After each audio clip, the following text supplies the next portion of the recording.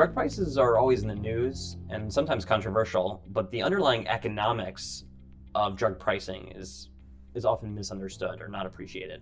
So in the ongoing negotiation between buyers and sellers in drug pricing, how have buyers, particularly governments, been kind of flexing their bargaining power? And how has this affected the commercialization strategies of pharmaceutical companies? One example on that is Japan, where the Japanese government is largely paying for pharmaceutical products in that country, but in prior years was not really exercising its buyer power. Companies that faced patent expiries actually enjoyed a nice, healthy level of profitability on tail products after those patents expired. And what Japan has done incrementally over the last 10 years is more and more incentivize generic competition to those products. So they've been flexing their muscles on those tail products. So the Japanese companies are forced to innovate and launch new products if they want to grow and not just live off of the tail products.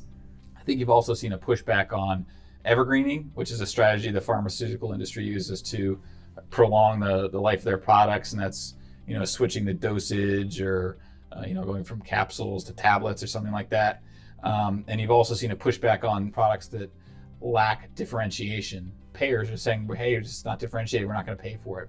And what we've seen in recent years is that is less and less of a viable strategy.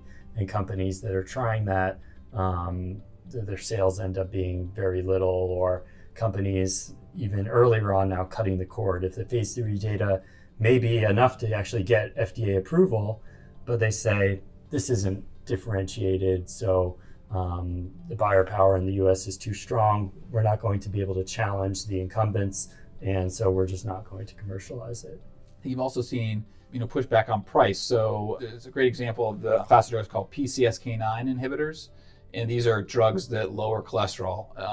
These are fantastic drugs. They really do a great job of lowering cholesterol, but they came out on the market. There's two of them. There's Regeneron's Praluent and then Amgen's Repatha. They're priced really high, but the reality is that statins, which are now generic, also work very well.